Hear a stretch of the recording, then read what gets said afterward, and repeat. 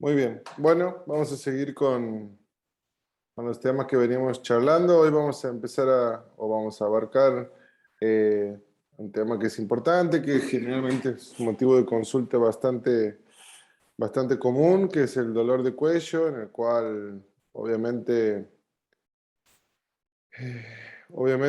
como yo les digo, en nuestro día a día en el consultorio esto se ve de una manera bastante habitual y en el cual muchas veces el diagnóstico no es tan claro como nosotros creemos o como generalmente viene indicado por el médico. Muy bien. ¿Por qué puede doler el cuello? Esta es una pregunta que generalmente siempre hacemos o que en los diagnósticos encontramos como muchas veces lo encontramos como una cervicalgia, en el cual las causas pueden ser muy variables. Tenemos que pensar que las causas más comunes pueden ser de origen muscular, muchas veces asociadas a patologías discales, pero sí tenemos que tener en cuenta, y se nombra mucho la postura, como una mala postura mantenida o como una mala postura durante las horas de trabajo en deportistas que además de que son amateurs que trabajan y que a su vez compiten, tenemos que tener en cuenta que la postura puede ser un factor, pero también puede no serlo. Y no todas las personas que tengan una mala postura van a tener dolor de cuello. Y esto es algo que venimos charlando, que venimos diciendo que si bien desde la biomecánica, desde la anatomía nos ayuda a tener un enfoque, también tenemos que saber y a escuchar a nuestros pacientes y saber que no siempre el origen va a ser puramente desde esta perspectiva. Bien, la frecuencia afecta el 50% de la población adulta cada año. A todos nos ha dolido alguna vez el cuello.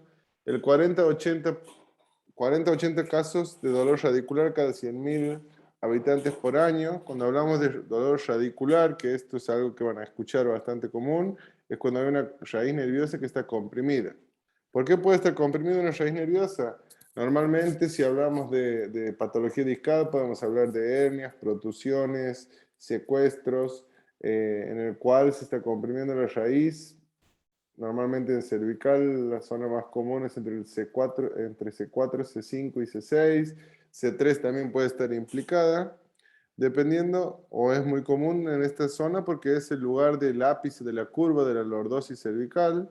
Y de acuerdo a la raíz que esté comprimida, podemos tener sintomatología asociada, como pueden ser hipoestesias, parestesias, irradiaciones en miembro inferior, puede ser, hacia miembro superior, perdón, puede ser de acuerdo a la raíz que se comprime a distintos sectores, puede ser a nivel de los 3 primeros dedos, a nivel de los últimos dedos, y nosotros tenemos que lograr identificar que si hay irradiación, si es una compresión que viene desde el nivel cervical, el plexo cervical, el plexo braquial, o en algún trayecto de todo ese nervio hasta que llega a nivel de la mano. 30% de los jugadores de Noruega retirados sufren síntomas crónicos y limitación de sus movimientos. Aquí nombra Noruega porque, bueno, el autor del libro, que es el doctor Barr, es de este país y muchas veces tiene que ver con traumatismos asociados o jugadores que tienen mucho impacto de la pelota con la cabeza. Y eso da también, como ya hemos visto con el traumatismo cráneoencefálico, todo un tema de discusión dentro del deporte. Muy bien. Aquí hay un tema que también por ahí me gustaría que en algún momento los charlemos, que se habla de una degeneración discal, o también a veces se lo escucha como un envejecimiento discal o una deshidratación discal, en el cual nosotros, si retomamos un poco lo que hemos visto en biomecánica, vemos que la integridad de ese disco se ve alterada y que el núcleo pulposo no puede ser mantenido en el centro. Entonces vemos que ese proceso de imbibición por el cual el disco se nutre se va alterando. Y eso es lo que normalmente se considera como una degeneración discal. Obviamente las colisiones y los traumas tienen un factor importante, y como yo les decía, cargas repetidas en compresión e hiperextensión, como puede ser cabecear o tener traumatismos con rivales. Diagnóstico diferencial. El más frecuente podemos decir que es una cervicalgia, un dolor de cuello, hoy por hoy muy habitual. puede estar relacionado no con la práctica deportiva, como con la práctica profesional en deportistas amateur. Siempre tenemos que tener en cuenta el concepto de la capacidad que tiene el tejido para soportar una carga y ver cómo se va a ir adaptando. Menos frecuentes tenemos las cervicobraquialgias, o sea, un dolor cervical con irradiación o con compresión del plexo braquial, una radiculopatía cervical que ya hemos charlado, una tortícolis aguda, que es la que nosotros ya conocemos, que es un espasmo del esternocleido occipito mastoideo, en el cual la cabeza va a estar con una inclinación homolateral y una rotación heterolateral. Y también podemos ver un síndrome de orificio, de salida del orificio superior del tórax, en el cual podemos charlar de los sistemas de los síndromes o síndromes, de acuerdo a cómo lo escuchen, del desfiladero, en el cual se produce mediante un aumento de tensión en los escalenos, una compresión del plexo braquial. Cuando hemos visto las causas traumáticas, sabemos que siempre no tenemos que pasar por alto y ante cualquier sospecha tenemos que tratar cualquier trauma como una fractura inestable, alguna infección que obviamente aquí va a ir asociada a las características típicas o los síntomas típicos como aumento de temperatura, color, rubor y todo lo que ustedes ya saben, y obviamente un tumor que siempre hay que tener en cuenta. eh, no solamente un dolor que no cede, que no cambia, que no tiene un origen mecánico, que es constante, que se mantiene en reposo en la intensidad y ver si ese tumor en este caso está ocupando un espacio que no debería ocupar. El diagnóstico.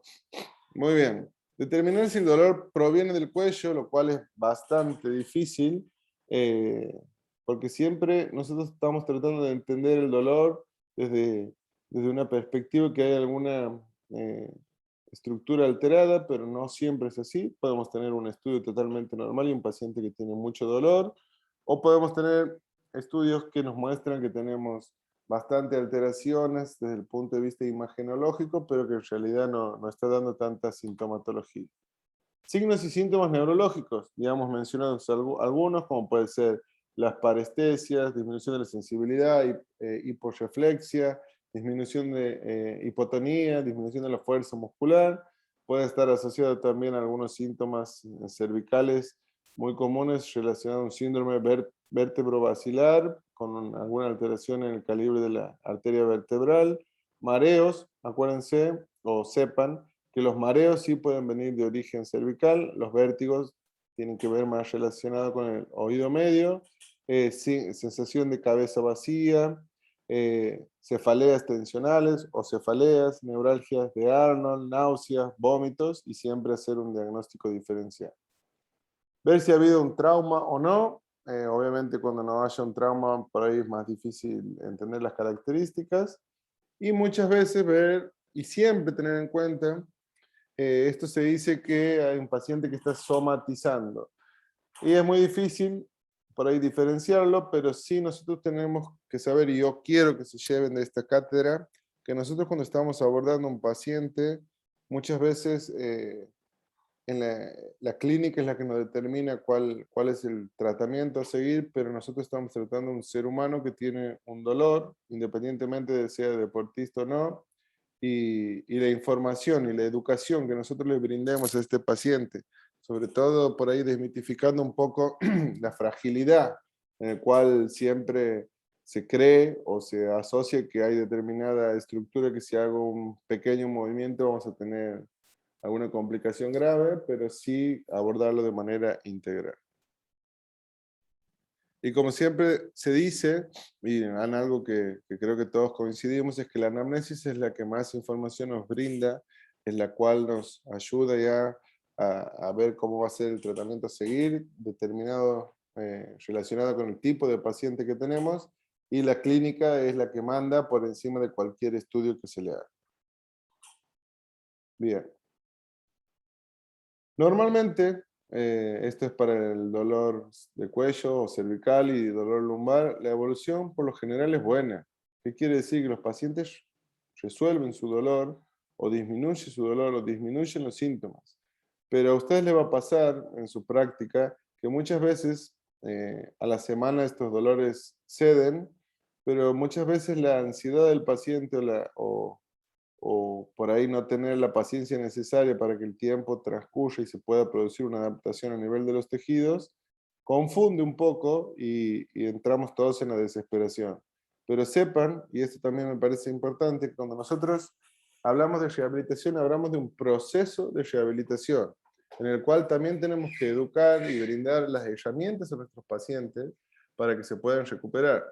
De nada sirve que yo haga la mejor técnica manual durante 1 hora, una vez a la semana, si a su vez no puedo complementar mi tratamiento con las recomendaciones hacia el paciente y con los ejercicios que yo considere necesarios para él, así también como cambiar hábitos o por lo menos sugerir que haya interconsulta con otros profesionales, como pueden ser, por ejemplo, en sus hábitos alimentarios, hábitos de descanso y demás. Los cambios degenerativos en resonancia y radiografía ocurren en personas sanas como quienes padecen cervicalgia. Esto ya lo hemos dicho, no hay una relación directa entre lo que se ve en la imagen y lo que el paciente relata. Se pueden pedir estudios complementarios, como pueden ser para determinar si hay una compresión nerviosa, si hay una pérdida de la función por una compresión de una raíz nerviosa. Se puede pedir una electromiografía, que es un estudio bastante doloroso, molesto, para ver si la capacidad de conducción de ese nervio es normal. Determina si hay un dolor atípico, que este se puede asociar, como yo les decía, a algún proceso tumoral o algo que se nos está pasando por encima. Bien, algunas imágenes en las cuales se ve cómo una alteración del disco puede estar comprimiendo la médula espinal y puede estar comprimiendo la salida de estos nervios.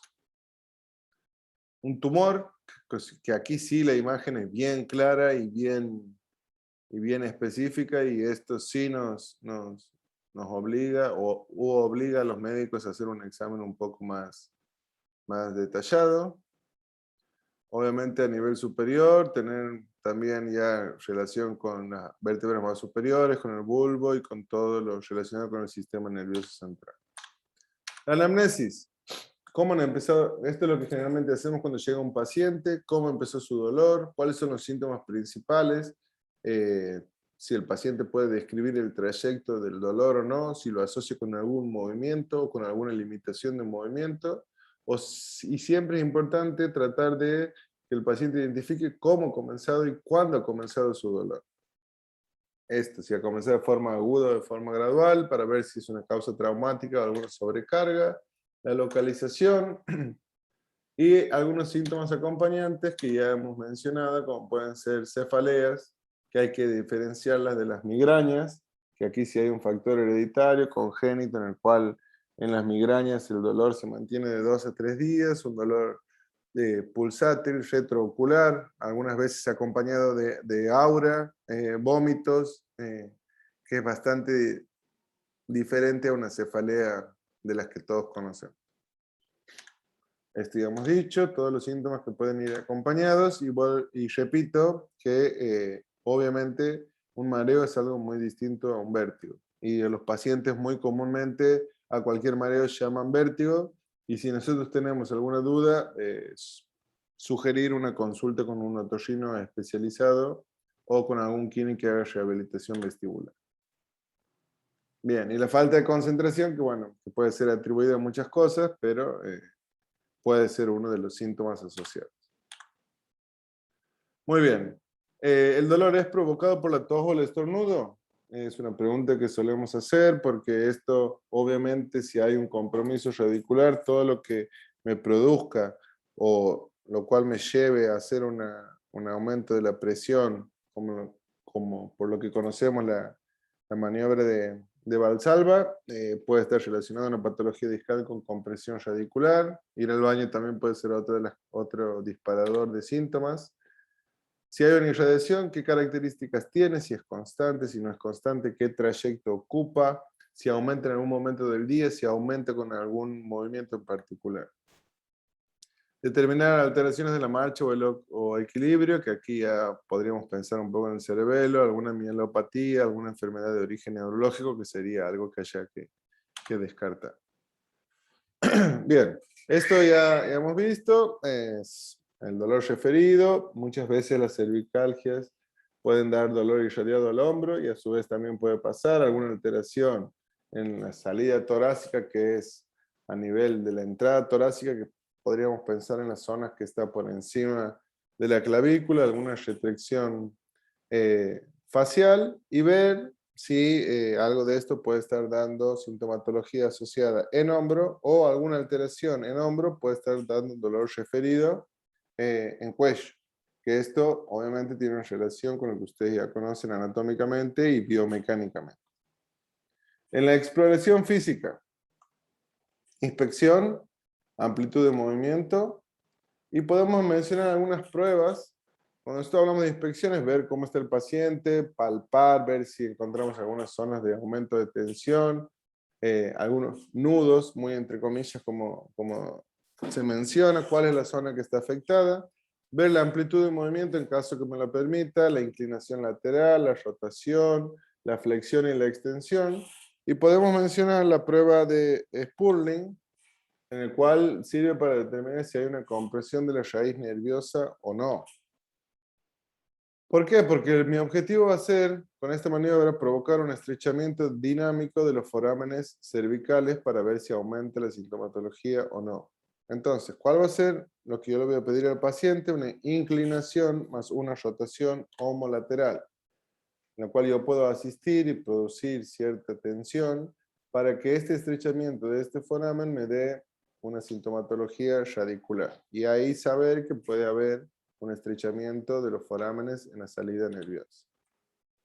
La prueba de Ross, que es para el edificio superior del tórax, en el cual podemos pensar en una compresión nerviosa o vascular, o sirve para determinar el origen nervioso o vascular, en el cual puedo producir una flexión de codo, abducción de 90 grados, y producir que abra y cierre el puño de manera apretada, de manera continua durante 3 minutos, y ver si hay una disminución de los pulsos o ver si se dispara esta compresión radicular. Acuérdense que cuando nosotros hablamos del orificio superior del tórax, tenemos que pensar en los escalenos, en la compresión de la arteria subclavia y del plexo braquial. O sea que si hay una disminución del pulso radial, podemos pensar en una compresión vascular, o si se dispara alguna sintomatología como hormigueo o electricidad, pensaremos más en una compresión radicular. La palpación, que esto, bueno, vamos a hacer un trabajo práctico y me gustaría que ustedes empiecen a tener esa cierta sensibilidad para poder palpar, para poder tocar, para encontrar los puntos más comunes. Cuando lo hagamos vamos a practicar las apófisis espinosas, las apófisis transversas, los músculos suboccipitales, los trapecios en todo su trayecto, los músculos elevadores de la escápula, los escalenos y los esternocleido-occipitos mastoideos. La observación, la palpación y esa sensibilidad que ustedes van a ir desarrollando a lo largo de su práctica profesional va a ser un complemento ideal para la anamnesis, que es la que más información nos va a brindar, y sobre todo también para el tratamiento. Perdón. Exámenes complementarios. Radiografía, generalmente frente y perfil, pero se piden muchas veces las oblicuas, y es la indicación de las oblicuas para ver el tamaño o el diámetro de los forámenes, para poder hacer para poder determinar si es un dolor de origen radicular.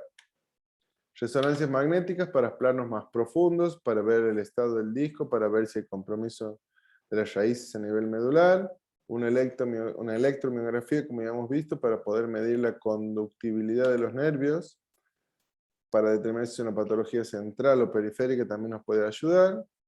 Y esto ya lo hemos visto, que es el índice de Torg y Pavlov, que determina la estrechez del canal medular, y que en el caso de la Unión Argentina de Rugby, y creo que a nivel del deporte a nivel internacional también es un índice que se utiliza para determinar si esta compresión o esta disminución o esta estrechez del canal más un impacto puede producir una lesión complicada a nivel central.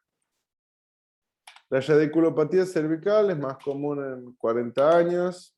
Obviamente, a medida que va pasando el tiempo, las estructuras no tienen tanto los discos como los ligamentos, como los tendones, como cualquier estructura que ustedes quieran pensar. Con el paso del tiempo hay hay una disminución de su capacidad normal propia del paso del tiempo, y obviamente que si pensamos en deportistas, estas estructuras van a haber estado sometidas a un estrés muy grande durante un tiempo prolongado, que eso también puede traer alteraciones, pero que son propias de lo que nosotros conocemos como la evolución o el paso del tiempo. Los pacientes añosos o los pacientes ya que están más avanzados en edad, pueden tener, como ya lo hemos visto en biomecánica, procesos artrósicos que me estrechen este foramen, pero si ustedes se ponen a pensar, no es tan común en personas grandes que el dolor sea tan marcado como en los pacientes entre los 40 y los 50 años.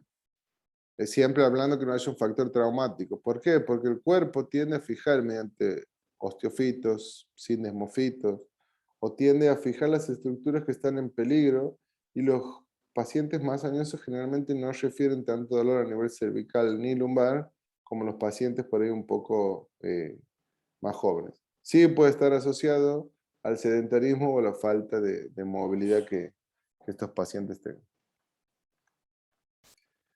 Esto ya lo hemos dicho y es importante, la prevalencia de hernias de disco y de cambios degenerativos en las imágenes diagnósticas es muy elevada entre las personas asintomáticas.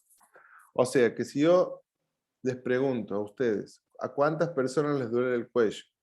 Y de 50, 40 me refieren que no les duele el cuello y 10 me refieren que les duele el cuello, yo les aseguro que si hago 50 resonancias magnéticas, esas 40 personas que no les duele probablemente tengan alguna alteración discal en la imagen, pero en la clínica no se relaciona directamente. Entonces, repito, los estudios son complementarios. ¿Complementarios a qué? Complementarios a la clínica.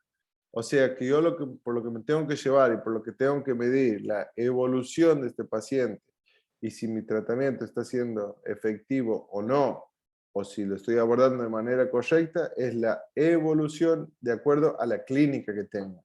Y no así esperar algún cambio imagenológico. Una hernia discal puede no estar asociada con dolor de raíz nerviosa. Generalmente esto pasa en el día a día. Yo les pregunto a los pacientes, cuéntenme en qué lo podemos ayudar. Y lo primero que hacen es mostrarme el estudio.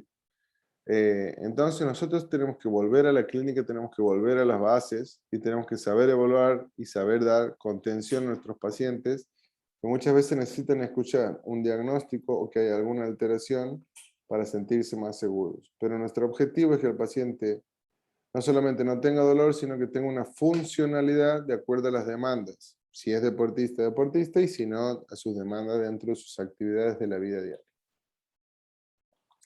Síntomas, si hemos visto, puede ser dolor cervical en hombro o en brazo unio o bilateral, entumecimiento, parestesias, disminución de la fuerza muscular y, como ya hemos dicho, disminución de los reflejos, hiporreflexia o directamente desaparición de estos reflejos, que puede ser una arreflexia. También es importante que ustedes sepan el patrón miotómico, los miotomas, los dermatomas, los viscerotomas, y ver en base a eso la evaluación que ustedes seguramente han visto en kinesioterapia.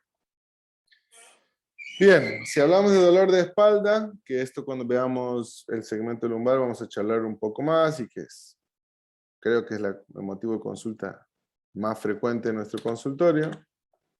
Tenemos que saber que hay una incidencia alta. Podemos hablar de las más frecuentes como una lumbalgia aguda, una lumbalgia crónica, y algunas patologías específicas como puede ser la espondilolisis y la espondilolistesis. Cuando nosotros hablamos de lumbalgia aguda o decimos la palabra lumbalgia, estamos solamente pensando en un síntoma, es como decir dolor lumbar. Y es muy difícil a nivel anatómico, a nivel biomecánico y a nivel clínico determinar cuál es la estructura que está produciendo el dolor. Yo diría que es casi imposible. Por eso nosotros hacemos un diagnóstico kinésico en base a la función de este paciente, en base a ver qué es lo que está alterado, qué le está produciendo y qué le está limitando. Y trabajar sobre las posibilidades del paciente y sobre los aspectos positivos que el paciente puede lograr. ¿A qué me refiero con esto? Si yo tengo un paciente que le duele agacharse y atarse los cordones, o que se le dispara el dolor lumbar cuando se agacha a atarse los cordones, no tengo que pensar o hacer ni énfasis en el tratamiento en ese segmento que se encuentra, en ese movimiento que se encuentra limitado o en esa función que dispara el dolor, sino pensar positivamente en todas las cosas que puede hacer sin dolor. Y tengo que tratar de brindarle al paciente las herramientas necesarias para que él entienda que se puede mover sin dolor y que no está directamente asociado al diagnóstico inicial. Menos frecuentes, contusiones musculares, rupturas, daños ligamentarios, ciática aguda o el popular cuando los le dicen a familiares eso es el ciático sí o sí. Escoliosis que en una edad, luego que pasa en la adolescencia, se encuentran compensadas y que no generan grandes complicaciones, salvo que sea una escoliosis muy marcada.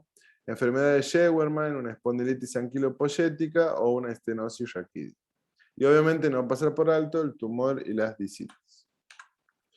El diagnóstico diferencial. La interacción refleja entre las estructuras. Puede ser difícil efectuar un diagnóstico exacto en el estadio agudo. Cuando el paciente tiene dolor, incluso hasta la palpación es complicada a veces. Esto ya lo hemos visto. Pensar en los dermatomas, miotomas, cada vértebra, a qué segmento lleva una información sensitiva o motora. Y si hablamos de dolor crónico, se puede pedir estudios complementarios, pero siempre lo que determina es la clínica. Si hablamos de un diagnóstico esta filmina es algo que nosotros generalmente escuchamos en nuestra práctica diaria y que creo que ustedes, si han tenido algún familiar o conocido que ha tenido dolor lumbar, y esto es por ahí un gris que se encuentra, es cuando van al médico se diagnostica un dolor lumbar y se determina, no sé, o se recomienda determinadas actividades como puede ser natación, pensando que no va a haber un impacto o que la fuerza de la gravedad en este caso no va a incidir sobre el segmento lumbar, pero tengo que pensar que por más que yo no tenga la acción de la gravedad, si yo tengo un paciente que tiene dolor a la extensión, si lo mando a hacer natación pecho, va a estar forzando un movimiento de extensión que es el que le dispara el dolor. Entonces, esto es todo un apartado, pero más o menos para mencionar, cuando se recomienda algún tipo de actividad a un paciente, no es la actividad en sí. Primero es la adhesión al paciente a la actividad física. Sabemos que ser sedentario despierta mucho más dolor que los pacientes que se mantienen activos, pero sí es importante preguntar al paciente qué tipo de actividad le gusta hacer, en cuál se siente cómodo, en cuál se siente motivado, y en base a eso adaptar los ejercicios o las propuestas que el profe puede hacer o en conjunto con el kinesiólogo y mantener una buena comunicación para que este paciente pueda progresar. Sepan que dentro del proceso de rehabilitación ustedes van a llegar hasta determinado punto, pero nosotros tenemos que promover que no haya sedentarismo en nuestros pacientes, que realicen una actividad física, no importa si es recreativa, no importa en este caso si es por algún fin estético o no, pero sí que se muevan dentro de las posibilidades y dentro de lo que nosotros podamos charlar y ponernos de acuerdo con los profes o con quien esté a cargo de la actividad física. Dolores referidos, saber que a nivel abdominal tenemos un montón de vísceras que tienen su viscerotoma, o sea que cada vértebra va a llevar información a determinado segmento o a determinada víscera que puede estar dando un dolor irradiado y que puede ser muchas veces confundido con un dolor de origen muscular. En la mayoría de los pacientes el dolor se va entre 1 y 2 semanas de manera espontánea, independientemente de lo que ustedes hagan. O sea, si este paciente no hace absolutamente nada y espera 1 o 2 semanas, el dolor se le va a ir. Ahora, ustedes me dirán, entonces, ¿para qué va el kinesiólogo? ¿O para qué existe el kinesiólogo? Y esto es algo que de lo que siempre tratamos de pregonar es que nosotros tenemos que informar al paciente, educarlo, evitar que vuelva a tener un dolor lumbar, evitar una recidiva y sobre todo mejorar dentro de nuestras posibilidades sus capacidades como pueden ser la movilidad, el control, la fuerza y sobre todo para, como yo les decía, ir sacando a los pacientes de ese estado de falta de movimiento. Las hernias, que todavía no vamos a entrar en esto, pero en su 95% no son quirúrgicas, saber que sí nos tiene que llamar la atención y que sí estamos en un cuadro un poco más complicado cuando hay un pérdida de la función vesical e intestinal y o déficit motor progresivo, que eso sí sería un indicador de cirugía. La mayoría de los pacientes no van al médico ni al fisioterapeuta, no los necesitan. Y esto es lo que charlamos, porque muchas veces el dolor se resuelve de manera espontánea o sin nuestra intervención. Pero nuestro objetivo es la prevención y poder dar un programa de movimiento al paciente que le garantice su bienestar físico y o emocional. Signos de alarma, como puede ser dolor que no empeora con la actividad, o sea que no es un dolor de origen mecánico, algunos antecedentes clínicos, como puede ser el cáncer, el HIV, algunas enfermedades autoinmunes que producen un deterioro general, o alguna enfermedad de origen central o sistémica, anomalías neurológicas y una deformidad estructural. Esto es de acuerdo a la edad, que este ya lo hemos charlado, igual de todas formas ustedes tienen el power para poderlo leer bien. Y saber que si yo pienso en una espondilolisis o una espondilolistesis, va a ser un dolor que aumenta con la hiperextensión, pero no con la flexión. ¿Por qué? Porque esta vértebra no va a querer ir hacia la extensión. Acuérdense que va a estar desplazada hacia adelante. O sea que cuando yo extienda, puede ser que se dispare el dolor. Si pienso en un dolor de espalda con fiebre alta, o siempre que un paciente tenga fiebre alta, tenemos que pensar en una infección, y una de las posibilidades es una discitis purulenta, una enfermedad infecciosa, en el cual sí, en este caso sí, está contraindicada la descarga de peso hasta que no se resuelva esta infección que está comprometiendo a la columna vertebral. Bien, algunos factores. Lumbalgia crónica es un término que no me gusta mucho porque no es que vos tienes una enfermedad crónica que no se te va nunca más, sino que haces lumbalgias a repetición, que desde mi punto de vista no es lo mismo, pero sí podemos pensar algunos factores, como puede ser algún dolor lumbar previo, algún tiempo fuera de los deportes o el trabajo, el dolor radicular, fuerza y resistencia sí me parece importante disminuidas, disminución de la amplitud de movimiento, comportamiento atípico y somatización, el factor psicológico siempre tiene o está dando vuelta ahí, estrés psicológico, depresión, sueño dificultoso, y ahora más que nada, que está que nos ha pasado a todos, es el aislamiento social. Sepan que la percepción del dolor es una sensación muy subjetiva y que el descanso, hay factores que son importantísimos como el dormir. Dormir es importantísimo, no solamente por lo que ustedes ya saben que mejora el sistema inmunológico, sino que también personas que duermen de manera adecuada, las horas adecuadas, tienen una percepción del dolor un poco menor. Personas que no descansen o no duerman bien, cualquier dolor lo van a sentir de manera exacerbada. Algunos relacionados con todo lo que es algunos hábitos como el alcohol, estrés, y estos reclamos por seguro si les toca trabajar con pacientes con ART, creencia que el dolor lumbar es dañino y que puede causar discapacidad. Esto es muy común y sepan que la mayoría de los casos no es así.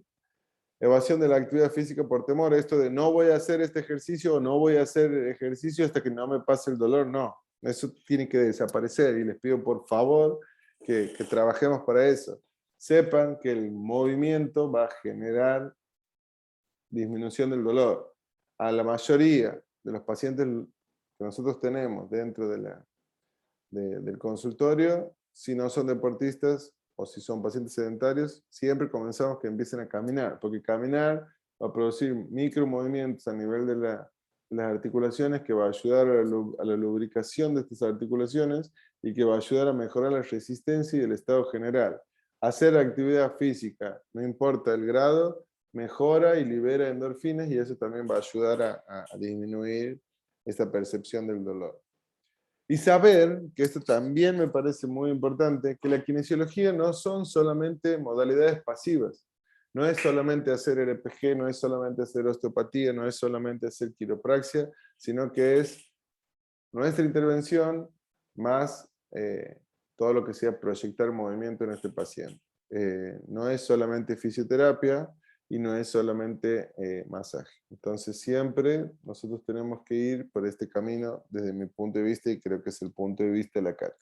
Cualquier cosa después lo charlaremos en algún momento.